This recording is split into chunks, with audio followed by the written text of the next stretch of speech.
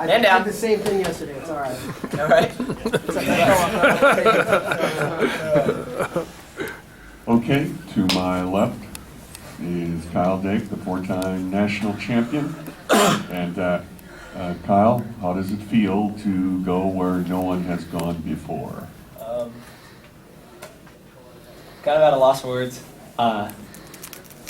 Definitely amazing feeling. You know, it's just, you get to finally see all your hard work pay off. And, you know, I just wrestled a tough match. And, you know, I just wrestled tough. That's all there is to say. Questions? Has it sunk in? Definitely not. Probably won't sink in for a while. You know, I've been dreaming about this day for a long time, and for it to finally be here is pretty awesome. Last night you kept saying it's just another match. Did you really believe that? Yeah, you know, you don't want to change your mindset for any match. You want to stay solid and level-headed, and if you start getting, you know, you start letting outside factors play a role, then you know you might not wrestle your best. So I think that's one of my strengths. I'm able to stay level-headed and really, you know, just take it one match at a time.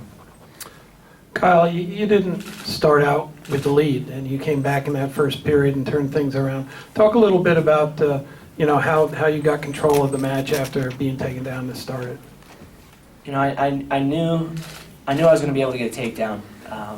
You know, I was just confident in my abilities, and when he did get the takedown, he caught me a little bit by surprise. But you know, he's one of the best wrestlers of all time, and you know, I got to give him credit for being able to get the takedown. But you know, I just fought hard, got right out off bottom, and you know, just stayed on him. Next question. Kyle, every time you beat him, you basically rid him out, whether it was in the All-Star meet or the one in Southern Scuffle. Once again, I'm just trying to understand why he just can't get away from you. Yeah, one of the best facets of my game is that, you know, I'm really good on top, and you know, David is really good. He's just, like I said, he's a really good wrestler, and he's really tough. And you know, I was able to neutralize his tripod, and then when he started rolling around a little bit, I didn't make the mistake of trying to roll with him, because you know, he's really good there. And you know, I stayed on my toes, kept driving forward, and he just really didn't have an answer for it. You know, I controlled his hips really well. I stayed off to the side, was giving him, you know, different looks. I wasn't doing the same thing over and over again, and that's probably one of the biggest keys, is that I basically chain wrestled on top. And when you train wrestle, you wrestle a lot better than if you just try to do the same thing over and over and over again. Next question. Oh, here. Over the course of 4 weight classes during your time at Cornell, obviously you've gone through some different workout partners. Can you comment on, as you reflect over your time, the different workout partners and how they prepared you for today? You know, I've been really fortunate to have such great workout partners at Cornell.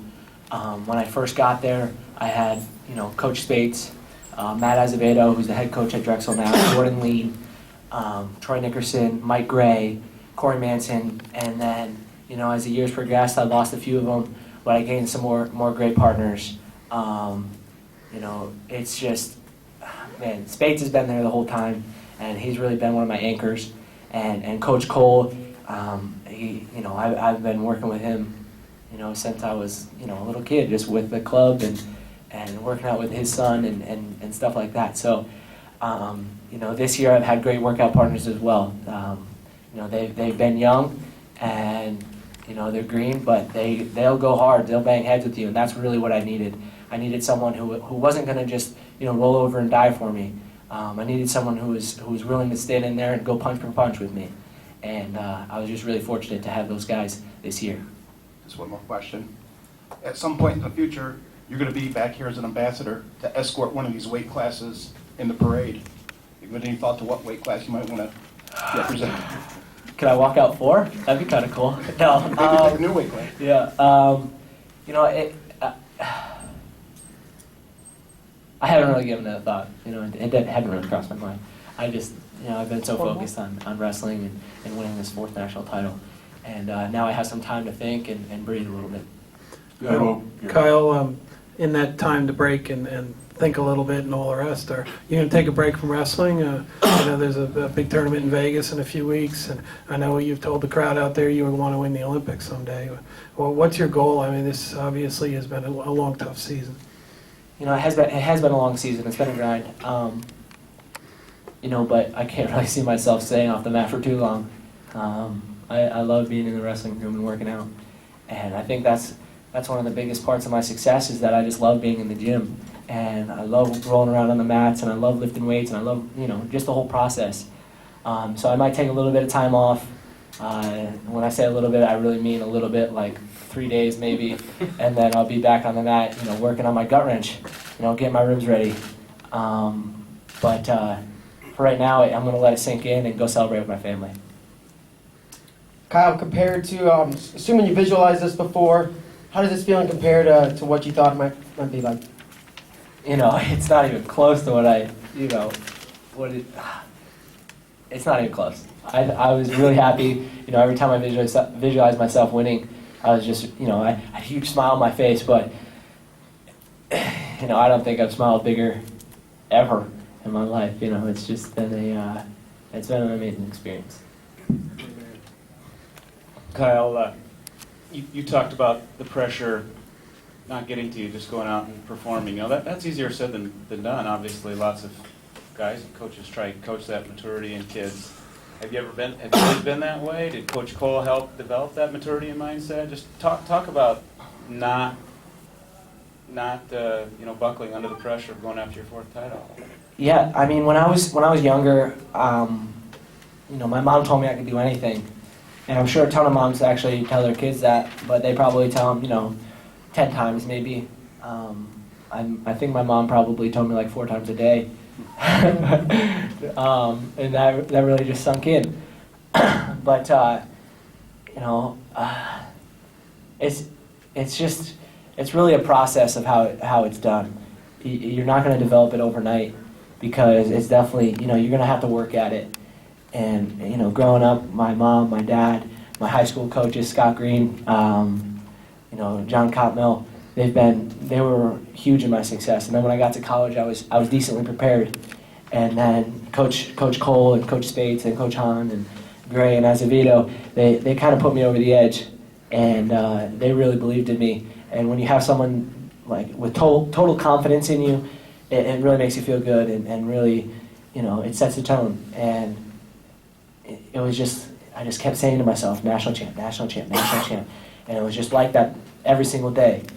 And, you know, before the match, as it was approaching, you could feel the crowd, and you could feel, you know, the coaches getting excited, and I was just getting, you know, had a smile on my face, was getting ready, was getting pumped. And, you know, I just went out and wrestled. And I did what I know how to do, and I did what I love to do. Kyle, what did you think about the fact that SportsCenter led off with you? That's pretty awesome. You know, anytime that wrestling can get on, you know, national television, that's a pretty big step for us. We just got to make sure we keep getting there every single year and every single, you know, during the postseason, during Big Tens, during ENWAs, during Big 12s. You know, and national duels. We have to, you know, we need that big media coverage.